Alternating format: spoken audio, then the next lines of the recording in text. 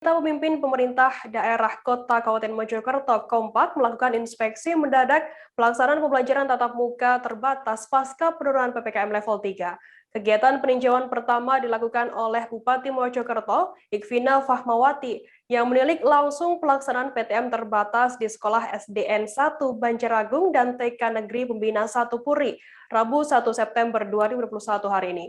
Dalam kegiatan sidak tersebut, Bupati Ikvina sekaligus Ketua Satgas COVID-19 Kabupaten Mojokerto juga memastikan pelaksanaan PTM di masing-masing lembaga pendidikan sudah memenuhi protokol kesehatan secara ketat. Terkait informasi lebih lengkapnya akan disampaikan oleh rekan wartawan kami dari surya.co.id ada Romadoni yang saat ini sudah bersambung bersama kami. Halo Romadoni. Halo, rekan kerja. Romadoni, bisa Anda jelaskan bagaimana penerapan PTM ini di seluruh sekolah di Kabupaten Mojokerto, Jawa Timur? Ya, setelah 2 bulan tertunda akibat penerapan PPKM darurat di Jawa Bali, akhirnya hari ini secara serentak Kota Mojokerto maupun Kabupaten Mojokerto memulai pelaksanaan pembelajaran tatap muka di sekolah, dan Bupati Mojokerto, Ikvina Fahmawati, juga menyempatkan diri untuk menilik langsung secara di lapangan terkait penerapan prokes di seluruh lembaga sekolah. Bahkan tadi Bupati Ikvina Fahmawati juga sempat menyempatkan diri untuk berkomunikasi dengan anak-anak siswa SDN 1 Banjaragung, dan mereka tampak sangat antusias. Bahkan secara Bupati Mojokerto, Ibu Ikvina juga menyebut secara psikologis anak-anak sekolah penerapan PTM kali ini merasa sangat senang karena mereka bisa kembali merasakan pembelajaran di kelas. Dan yang terpenting, Ikvina juga menyebut selama pembelajaran PTM yang saat ini digelar, seluruh kepala sekolah, baik di SD maupun SMP, beserta Satgas COVID di kecamatan, turut secara rutin akan memantau pelaksanaan prokes di seluruh lembaga selama pelaksanaan PTM, Mbak. Ini dikarenakan untuk mengantisipasi potensi adanya klaster dari sekolah selama penerapan PTM tersebut. Begitu, Mbak Firda. Romadoni, terkait bagaimana hasil sidak PTM di Sekolah SDN 1 Banjaragung Puri dan berapa banyak wali murid yang menyetujui anaknya mengikuti PTM ini? Iya, rekan Firda.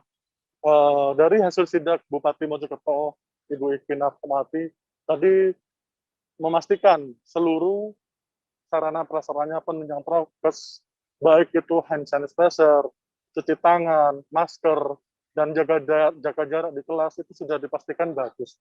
Dan ini sudah diterapkan oleh seluruh lembaga sekolah, khususnya dan terutama di sekolah pendidikan dasar atau di PAUD, di SD dan di SMP, Mbak. Dan saat ini temuan-temuan itu juga dilaporkan secara berkala setiap hari oleh pihak Dingdik kepada Ibu Bupati terkait pelaksanaan prokes di seluruh sekolah di Kabupaten Mojokerto.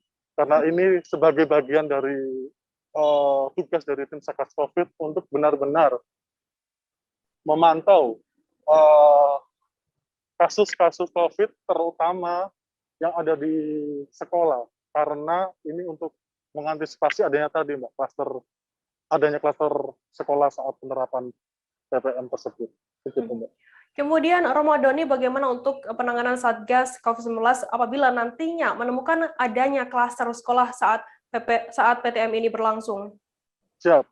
Tadi Ibu Bupati juga menuturkan apabila tim Satgas atau pihak sekolah menemukan adanya satu kasus terpaparan COVID itu di sekolah, mereka yang dipastikan seperti pada waktu yang lalu, jadi sesuai standar dari penanganan COVID, yakni yang pertama pastikan dilakukan tracing minimal untuk sekarang ada 15 orang pada anak atau guru tersebut, Mbak. Terus yang kedua, yang pasti adalah dilakukan isolasi mandiri. Gitu. Dan ketiga, mereka melihat sejauh mana sih tingkat keterpaparan COVID di sekolah tersebut. Contoh, mungkin di salah satu sekolah si A gitu. Jika di situ ada salah satu kasus ditemukan, jika itu memang kondisinya dalam kondisi gejala ringan atau tanpa gejala, mungkin aktivitas pembelajaran di situ bisa dilanjutkan, tapi dengan pembatasan-pembatasan yang nantinya akan ditentukan oleh tim Satgas sendiri, Pak. Dan jika kasus di sekolah itu ditemukan kemungkinan lebih besar, tim Satgas COVID Kabupaten juga akan bertindak, kemungkinan akan untuk sementara menutup sekolahan tersebut, Pak. Dan dipindahkan pembelajaran dari PTM menjadi pembelajaran daring. Begitu sebut Ikvina. Kemudian apa harapan dari Bupati Mojokerto sendiri terkait pelaksanaan PTM ini di sekolah-sekolah yang ada di Mojokerto? Ya, Ibu Bupati sekarang juga mengatakan tadi harapan bagi masyarakat, khususnya wali murid, seluruh wali murid yang saat ini ada 133.000 di seluruh Kabupaten Mojokerto, dan para guru untuk sangat menjaga prokes bagi anak-anaknya, karena anak-anak yang kelas 1, apalagi yang masih ke sekolah dasar ini sangat masih belum paham gitu, Mbak, untuk memakai masker. Jadi ini adalah kewajiban bagi wali murid dan guru untuk mengingatkan selalu para siswa menggunakan masker saat berada di kelas. Dan jika semuanya ini dilakukan, PTM berjalan, prokes juga dilakukan secara ketat, harapannya PTM di sekolah bisa diterapkan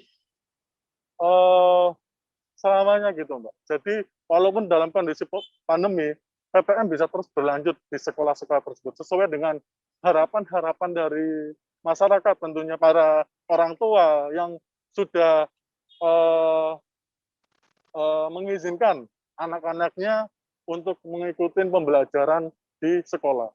Karena mereka menilai pembelajaran di sekolah itu jauh lebih efektif daripada pembelajaran PJJ atau pembelajaran secara daring. Begitu, Pak. Kemudian saya tambahkan lagi, dari 1.033.000 wali murid yang berada di seluruh sekolah Kabupaten Mojokerto, ada sekitar 500 sampai 600 wali murid yang tidak menyetujui anaknya untuk mengikuti pembelajaran PTM di sekolah. Kebanyakan mereka beralasan karena kondisinya masih pandemi. Namun pihak Dindik Kabupaten Mojokerto memastikan dari 133.000 itu hanya 500 sampai 600 orang yang tidak setuju, hanya persentasenya hanya 1%. Sehingga pembelajaran PTM di Kabupaten Mojokerto terus bisa berjalan. Begitu rekan Firda. Baik, Tribuners, tadi jurnalis kami juga melakukan wawancara dengan Bupati Mojokerto Ikvina Fahmawati dan juga Wali Kota Mojokerto Ika Puspitasari. Berikut liputannya untuk Anda.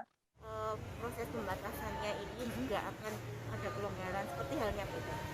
Jadi kalau kita ditanya proses yang seperti ini akan berapa lama, kalau harapan kita ya tidak lama, harapan kita kembali lagi anak-anak dalam situasi yang lebih baik lagi seperti itu. Tapi semua keputusan yang diambil oleh pemerintah itu berdasarkan kondisi pengendalian COVID-19. Orang tuanya mengizinkan, hanya saja karena harus ada pembatasan, sehingga kan 50% hari ini yang masuk, sehingga 50% sisanya tetap belajar secara daring. Jadi tetap belajar tiap hari. Jadi secara daring, cuman gilirannya besok yang daring itu masuk, sedangkan yang hari ini masuk besok daring. Seperti itu. Jadi biar untuk anak-anak yang sedang belajar di rumah. Kalau kasusnya dulu, kita lihat kasusnya dulu. Tentunya ketika kita melihat ada yang positif, hal yang pertama yang harus dilakukan adalah tracing. Teruskan jadi tracing semua yang kontak dengan yang positif ini tadi. Pendidik yang ada di Kota Mojokerto. Untuk yang kedua kalinya, saya ingin memberi challenge agar lebih inovatif dan kreatif untuk lomba membuat modul atau video pembelajaran yang kreatif.